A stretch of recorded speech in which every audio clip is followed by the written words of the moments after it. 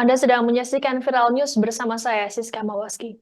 Dianggap lalai atas peristiwa kecelakaan maut yang menewaskan 11 orang di Ciater Subang, Jawa Barat, sopir bus PO Transputra Fajar kini jadi tersangka.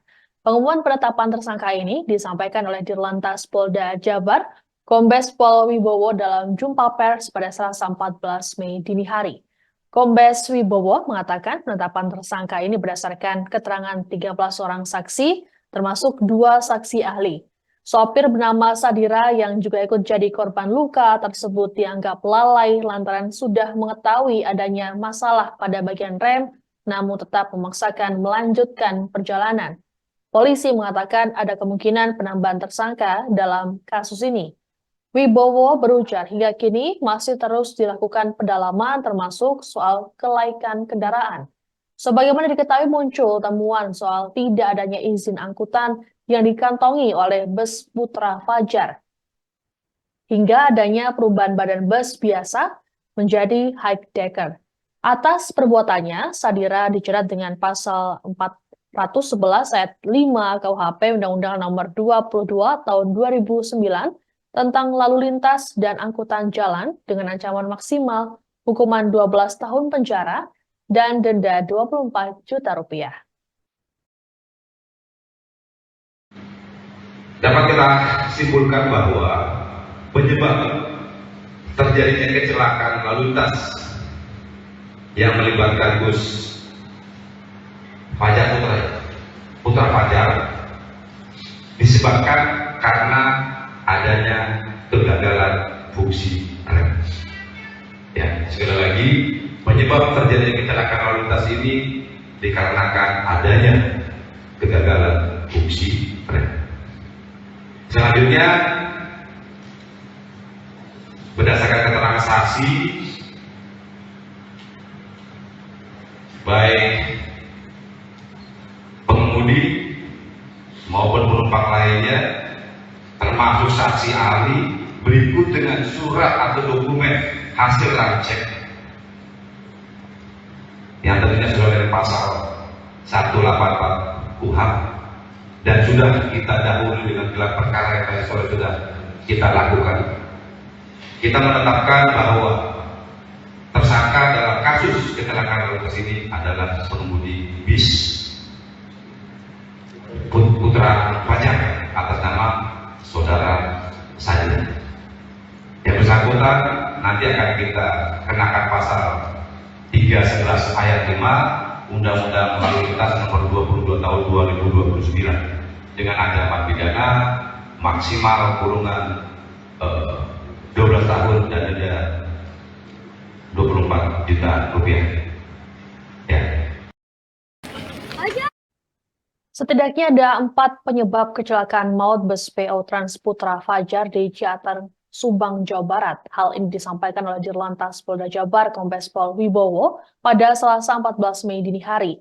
Penyebab pertama yakni oli yang sudah keruh karena sudah lama tidak diganti, kemudian campuran air dan oli dalam kompresor yang harusnya berisi udara saja. Ketiga adalah jarak kampas rem di bawah standar yakni 0,3 mm yang harusnya minimal 0,45 mm. Terakhir adalah adanya kebocoran di dalam ruang relay part dan sambungan antara relay part dengan booster. Adapun penyebab utama kecelakaan maut tersebut yakni kegagalan fungsi pada sistem pengereman bus. Saat ini polisi masih melakukan pendalaman terkait dengan fakta-fakta lain yang ditemukan, termasuk soal perombakan besar-besaran badan bus yang tidak sesuai dengan peruntukannya.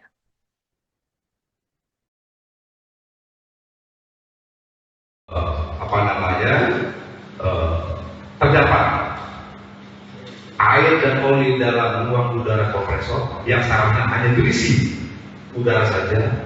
Kemudian oli ini sudah berwarna keruh, menandakan tidak diganti dalam kurun waktu yang lama, dan kandungan air sudah cukup tinggi di atas 4%, melebihi batas ambang maksimal kandungan air dalam minyak rem.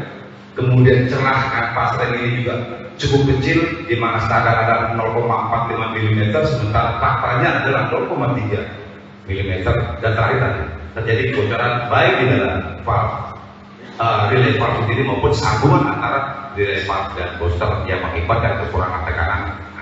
Ini rekan-rekan sekalian. Ya. fakta-fakta yang kita dapatkan di lapangan berikut dengan hasil pemeriksaan yang kita lakukan sampai ke depan.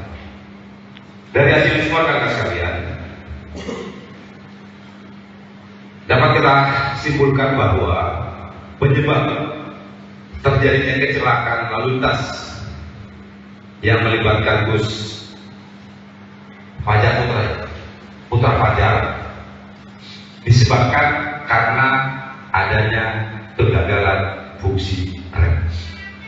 Ya, sekali lagi, penyebab terjadinya kecelakaan lalu lintas ini dikarenakan adanya kegagalan fungsi rem. Selanjutnya, Komite Nasional Keselamatan Transportasi atau KNKT telah melakukan investigasi bersama Dishub Jabar dan Polda Jabar terhadap bus PO Transputra Fajar. Pemeriksaan bus oleh KNKT dilakukan pada Senin 13 Mei siang. Dari hasil pemeriksaan, KNKT menemukan keganjilan pada badan bus. Kabid Lalu Lintas Dishub Subang Jamaluddin mengungkapkan pihaknya memastikan bahwa bus tersebut hasil modifikasi. Menurut Jamaluddin, bus tersebut termasuk jadul karena keluaran tahun 2006.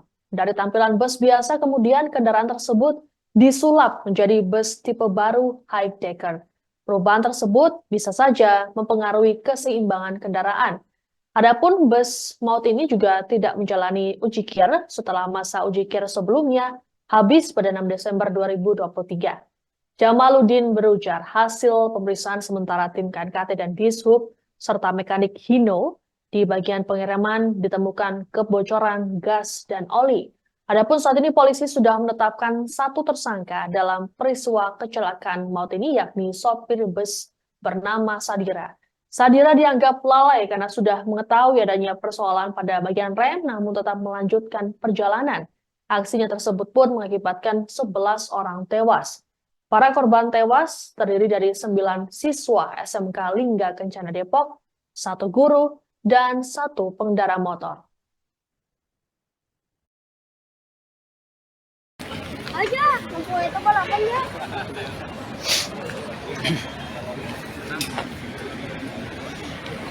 Baik, izin melaporkan saat ini pihak KNKT bersama dinas terkait sedang melakukan pemeriksaan terhadap bus maut Putra Fajar Wisata yang semalam menewaskan 11 orang akibat mengalami kecelakaan terguling di kawasan Lembah Sarimas Ciater Subang yang diduga berdasarkan keterangan tadi siang sopir menyebut bahwa memang remnya blong sehingga sopir kaget dan tidak hilang kendali sehingga akhirnya sopir memutuskan untuk. Peristiwa kecelakaan maut bus Transputra Fajar menyisakan cerita di kalangan korban selamat, termasuk yang dialami oleh seorang siswa SMK Lingga Kencana bernama Niko yang sempat melakukan live TikTok tepat saat kecelakaan naas pada Sabtu 11 Mei malam. Rekaman live TikTok Niko pun diunggah di akun pribadinya dan telah ditonton 15,2 juta kali. Adapun dalam rekaman live tersebut, Niko tampak sibuk membetulkan rambutnya sembari duduk di dalam bus. Tak lama terdengar kepanikan dari teman-teman Niko. Beberapa detik kemudian layar berubah menjadi buram hingga akhirnya Niko kembali muncul. Namun kali ini Niko sudah berada di lokasi berbeda, yakni warung yang berada di lokasi kecelakaan. Diketahui saat kejadian, Niko duduk di kursi depan nomor 2 sebelah kiri sopir. Adapun Niko saat ini sudah kembali ke keluarganya. Meski tidak mengalami luka serius, namun Niko masih mengalami trauma imbas kecelakaan yang menewaskan 11 orang ini.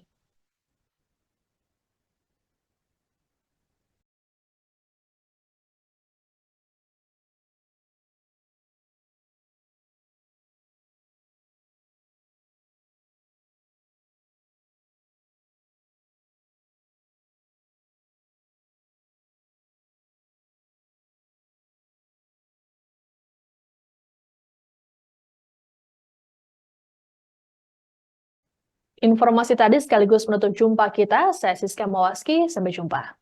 Download Tribun X sekarang, menghadirkan lokal menjadi Indonesia.